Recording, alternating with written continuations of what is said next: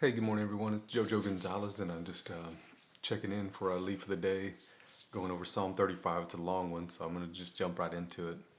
And it's another prayer for rescue from enemies. From David. As he's down, he always reaches up. And it seems like this is when he writes a lot of his songs. Is when he's being persecuted. So just want to just kind of throw that out there. It's like, man, what do you do when you're being persecuted? What do you do when the world's coming up against you? Do you worship, or where do you go in your head or your mind? So it's a good one. He says, oh, "Contend, O Lord, with those who contend with me. Fight against those who fight with me. Take hold of shield and buckler, and stand up for my help. Draw also the spear and javelin to meet those who pursue me. Say to my soul, I am your salvation." He's asking the Lord, hey, come fight for me, and speak to my soul. That way I know that's where peace is found.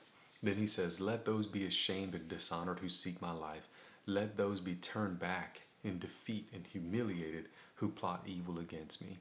Let them be blown away like chaff in the wind, worthless and without substance, with the angel of the Lord driving them on."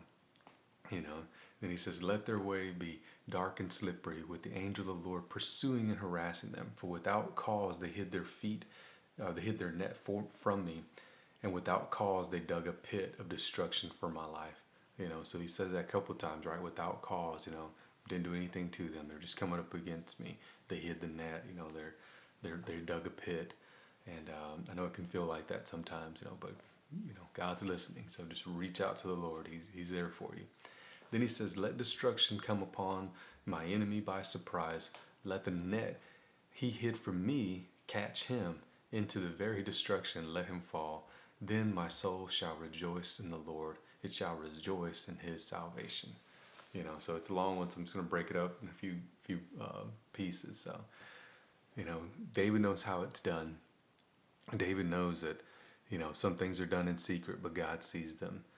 And he knows how God can turn, what other people laid a trap for you. God can turn that, and it can be a trap for them. So David's just kind of lining that out for the Lord. And he says, "Then, I shall rejoice," he says, "the Lord, and shall rejoice in your salvation."